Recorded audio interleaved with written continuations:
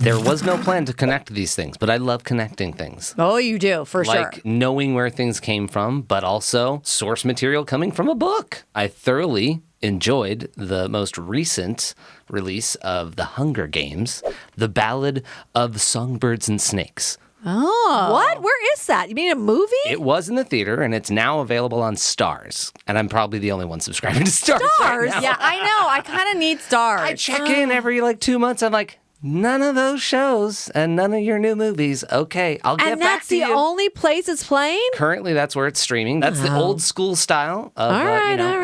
It's One being platform's licensed got to it. them, and they got it. Everybody else, too bad. Too bad, so sad. Me personally, I went ahead and watched all of the previous Hunger Games prior to that. And there's only 4, and they're not crazy long. And this is a prequel, so they didn't really feed the narrative directly. But I had watched them a long time ago when they came out. It had been a while since I'd actually seen them currently. And knowing all of that going into this prequel, it made it that much more enjoyable because it wasn't like a prequel of the universe that they've created explicitly. It was set maybe 60 years earlier. Right. It's the Hunger Games 74 in the first one. Hunger Games 75, the Quarter Quell in the second movie. Oh, my Lord. And then they blow up the whole thing, so there's no Hunger Games in the third one. It's just all war and drama. Right. And spread over 2 movies, so that was a lot.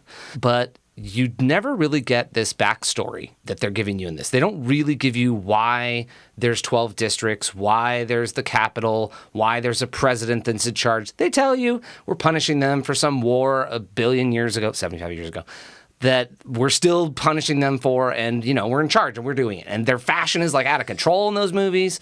Stanley Tucci's one of my favorite characters from all of those movies, so getting to watch him.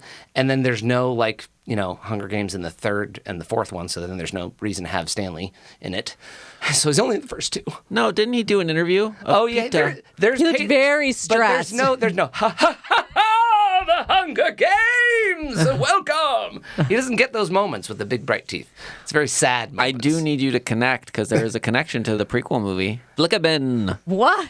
Yes. There is the first, the new Hunger Games has an announcer. Well, it's the 10th Hunger Games. Jason Schwartzman? Yeah, Jason Schwartzman. He's doing a la the Stanley Tucci, very big performance, big bright smile. He's actually doing magic. His hair's kind of getting in that coiffed era. So in this movie, you got 60 plus years back of fashion, of the entire rebuilding of their cities, because there's construction going on in the background. Why they're still doing it 10 years later, does that make sense? And who's doing it?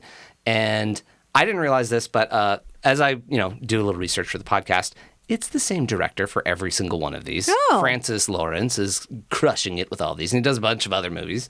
But the book series based off of Susan Collins' books, this movie is still based off of those characters, because the prequel, telling what was happening in these districts or Panem prior to the current iteration of the movies, the backstory is about one of the characters from those first 4. I wasn't expecting it, and if you've seen a trailer or anything for this, or imagine something 60 years earlier that is a character from this, you're gonna figure out it's Donald Sutherland's character. Right, Snow, right? Snow's backstory. Resident Snow. That's a great backstory, because I don't know why I would care about his backstory, given we cared about Katniss and that they're the capital and they're the worst. Mm-hmm. And I never bought any of the reasons why he was no, but I'm a really mean, old, but nice guy. I'm trying to help you and your sister and your family while also murdering people. It's it's a tough job being president.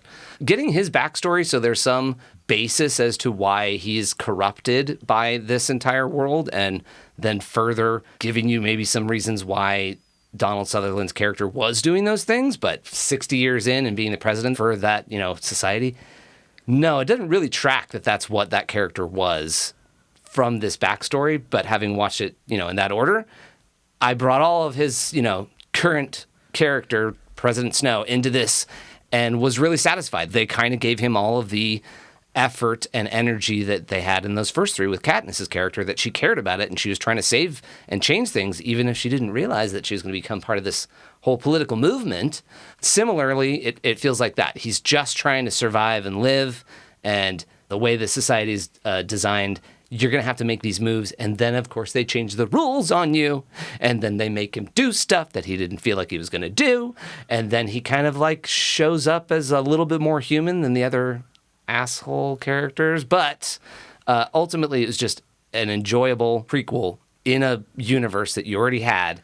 You could watch all of the previous 4 movies. They're set in the future of this. They do pay a little dividends, but it'd probably be better to watch them in the other order. And I can't imagine them with this acting caliber and this storyline. They're not going to do like 2 or 3 or 7 of these. Mm-hmm. Well, you have to remember, I mean, similar to the team being the same, it's because she made that other book. And so there isn't another Hunger Games book yet. So. Just George R. R. Martin it. Get the movies done and then do the books. And also, I just looked up, it made about $400 million, which I don't know at that level. And do you necessarily need... I have watched all the Hunger Games, but I am not going back to watch. No, you don't need to go back and watch it. Okay, got it. Like okay. if someone on YouTube, whoever it is, just does a quick, these are the things that you need to know from the previous 8 hours of movie watching, then you'd be good with that 20-minute primer. Yeah. But you could also not go into it, just experience this as is. It's going to tell you all the different parts. The main 3 members of the cast that I wanted to bring up were Rachel Zegler is playing like the Katniss, tribute that has to go into the, what the hell is it called? The Hunger Games. It's just called the Hunger Games. I was trying to make it more than that, and I kept going like, is it just the Hunger Games? Why am I losing that? She's a tribute. She's a tribute in the Hunger Games. It feels like they should have a much more exciting name for the district battles that they're doing. Anyways, Tom Blyth is the actual younger version of President Snow. He's not actually in charge of anything at this point. He's actually trying to like move up the ranks of society, which the wrench that gets thrown into that turns into he has to help this tribute from District 12, and it's a mess the way they're doing it, the game design this time. But then it explains a lot when you see who's doing the game designing. You're like, oh, Viola Davis, you look scary as shit. What is happening? And then I started to like pay attention. I'm like, oh, these are major notes of the crazy fashion we see later and the flaming dresses that we see and the makeup from the entire face and the whole society that's designed this way. Oh, this is where it's going off the rails. These are the people in charge. Oh, this is actually pretty interesting that you've developed it this way. I don't mind it, but woo! Viola Davis is like wild looking. So as far as that, great entry point for the original movies, and you don't need to watch the original movies because it's actually a prequel, so it's beforehand. It's not like you're building up to something new.